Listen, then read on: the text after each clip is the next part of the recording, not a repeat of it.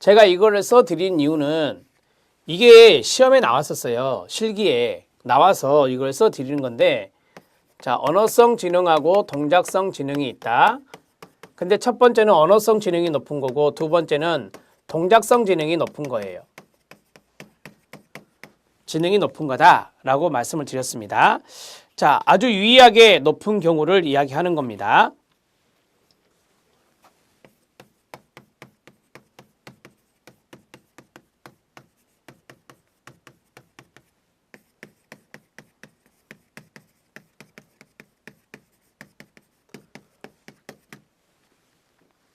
자, 언어성 지능이 높다라고 했으니까 어떤 것을 잘할 건가를 먼저 해보면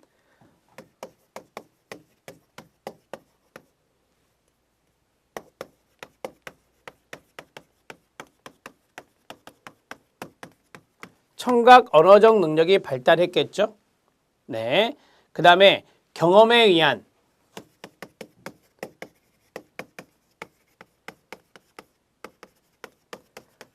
지식이요.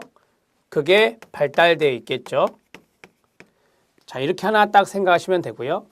동작성 지능이 더 낮죠. 유의하게 낮아요. 그러니까 문제 대처 능력,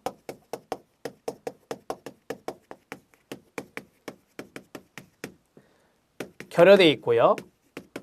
그 다음에 시각 운동 협응 능력, 시각 운동 협응 능력도 결여되어 있겠죠. 이렇게 정리하시면 됩니다. 자, 그러면 속도를 요하는 과제가 있었어요. 여기에 속도 요하는 과제. 과제에도 결함이 있다. 이렇게 정리하시면 되겠습니다. 실용적인 과제. 실용적인 과제가 바로 동작성하고 연관성이 있거든요. 실용적 과제 수행에 결함이 있다 또는 어려움이 있다. 이렇게 정리하시면 됩니다. 자, 반대로 동작성 지능을 해보겠습니다. 동작성 지능이 높다라고 했을 때는 이런 것들이 결여된 거예요. 청각, 언어적 능력, 결함이 있겠죠.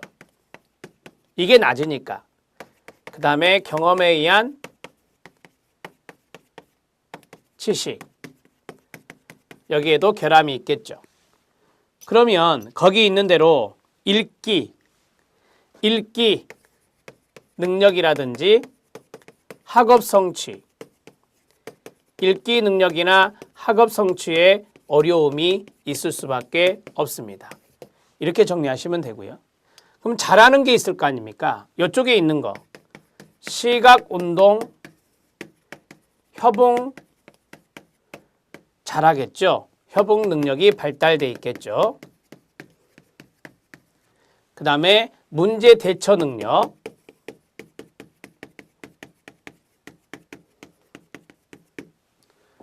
그 다음에 실용적 과제 수행,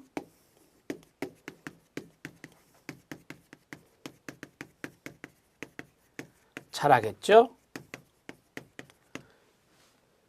자, 그 다음에 속도 요하는 거 잘하겠죠. 속도 요하는 과제,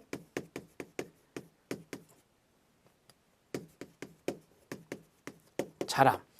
왜요? 동작성 지능이 높으니까. 자, 이 정도 정리하시면 됩니다. 끝났습니다. 이걸 좀 적어놔야 여러분들이 기출문제, 실기 기출문제 보시면 해결할 수 있는 부분이 있어요. 자, 이제 경계성 지능이 나옵니다. 경계성 지능은 borderline intelligence라고 해서 경계성 지능은 70점에서 79점. 우리가 보통 지능지수 70 이하를 정신지체라 하거든요. 그래서 70에서 79까지 정신지체 바로 위에, 그게 바로 경계성 지능이라고 말합니다. 경계성 지능은 웩슬러 지능검사 등의 표준화된 지능검사로 지능지수가 70에서 79의 글을 받는 점수를 말합니다. 즉 경계선의 의미는 정상과 정신지체의 경계에 있다는 의미입니다. 정상이 80 이상이고 70이 되지 않으면 정신지체이므로 그 사이에 있다라고 하는 것입니다. 자, 그래서 넘기시면 거기 그 70에서 79가 경계선이라고 돼 있죠. 70에서 79가 경계선이다. 이렇게 돼 있고 도표를 보세요. 정규분포 곡선을 보지 마시고 정규분포는 제가 좀 이따 설명을 해 드릴게요. 거기 가운데 34.13, 34.13을 더하면 68%가 되고요. 그 다음에 거기 있는 두 번째 구간을 더하면 95%가 되고요. 세 번째 구간을 더하면 99%가 돼요. 이건 제가 좀 이따가 말씀드리겠습니다. 거기 보면은 경계선 70에서 79 거기에 별표를 쳐주셔야 되고요. 평균이 나오죠. 평균. 자, 평균이 이제 딱 정규분포의 곡선을 보면 딱 가운데가 평균이거든요. 100이에요. 평균이 100. 아까 제가 그랬잖아요. 평균이 100, 표준편차가 15다. 평균이 100이니까 90에서 109. 90에서 109 그 사이에 100이 있잖아요. 그래서 이게 평균 지점이라고 말하는 것입니다. 백분율로 50%라고 되어 있습니다. 자, 됐습니다. 거기서 제가 생각할 때는 경계선하고 70에서 79하고 평균 정도만 아시면 돼요. 90에서 109 이렇게 정리하십시오. 자, 그 다음에 웩슬러 지능검사의 분류가 있는데요. 제가 이제 여기 경계선 지능은 좀 밑에까지 하고 정리를 할게요. 자, 웩슬러 지능검사의 분류, 이건 아까 했던 거와 유사합니다. 웩슬러 지능검사가 가장 많이 사용되고 있고요. 나이에 따라 유아용, 아동용, 성인용으로 나누어집니다. 웩슬러 지능검사의 항목은 주로 언어적 이해, 지각적 조직화, 주의 집중력 등을 평가하는 문항으로 구성되어 있고요. 학습을 통해 습득된 지식 정도를 평가하는 문항도 있지만 기억력 측정 문항은 없는 것이 특징적입니다. 기억력을 측정하는 문항은 없다.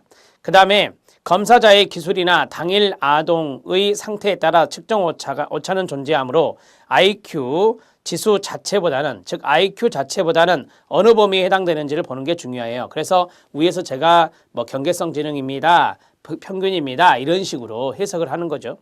같은 연령대의 아동들의 지능 분포를 평균 100, 표준편차 15를 분포 곡선을 그려서 어느 위치에 해당하는가로 아동의 IQ 지수를 계산하게 되는데 80에서 120을 평균이라 하고, 자, 80에서 120까지 가는 이유가요. 평균하, 평균상까지 잡은 거예요. 그래서 평균하가 80에서 89고 평균상이 110에서 119잖아요. 그래서 이제 120까지 이야기했는데 정확히 말하면 이제 119가 되겠죠.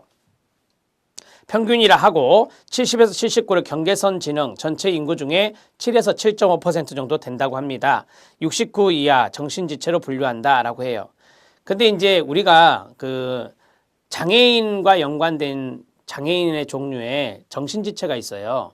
지적장애라고 하는데 이 법에 보면 70 이하로 되어 있습니다. 그런데 우리가 이제 여기 웩슬러 지능검사에서는 69 이하를 정신지체로 분류를 하기 때문에 법하고는 좀 차이가 있다라고 생각을 하시면 돼요. 자, 그 다음에 비율지능과 편차지능이 있습니다. 비율지능지수를 말하고 편차지능수를 말한다. 비율지능지수는 스탠포드 비인의, 편차지능은 여기 아까 말씀드렸던 웩슬러 지능검사 비교해드렸잖아. 그 내용들이 여기에 들어갑니다. 자, 그러면 좀 보시죠. 비율지능 거기 89번에 각주가 붙었고요. 그 다음에 편차지능 90번에 각주가 붙었는데 90번은 뭐 어디에서 인용해 왔다라고 하는 거고, 자, 거기 비율지능 각주를 먼저 보겠습니다. 지능지수 또는 IQ는 지적 능력을 수치적으로 측정하기 위해 고안된 시험, 즉 검사에 의해 산출된 점수입니다. IQ라는 용어는 독일의 인텔리전스 그 다음에 쿼티언트에서 변화된 것으로, 이게 독일어라서 좀 잘 모르겠네요. 변화된 것으로서 윌리엄 스턴을 아시면 돼요. 스턴의 동그라미요. 이 스턴이 우리 시험 최근에 필기시험에 나온 사람이에요. 스턴 동그라미. 독일의 정신학자 윌리엄 스턴이 1912년 현대의 어린이들의 인지검사, 자, 20세기 초의 비내, 그 다음에 시몬이 개발한 것과 같은 건데요. 인지검사의 점수를 매기는 방식으로 제안한 것이며 이 용어는 생활 속에서 일상적으로 사용합니다. 그 밑줄이 시험에 나온 건데 이 스턴이 사용한 IQ 산출 계산 방식이 바로 비율지능지수예요. 그래서 아까 말씀드렸던 생활연령분의 정신연령 곱하기 100이다 이렇게 보시면 돼요. 그래서 독일의 정신학자 윌리엄 스턴도 비율지능지수를 산출했다 이렇게 정리를 해주시면 되겠습니다.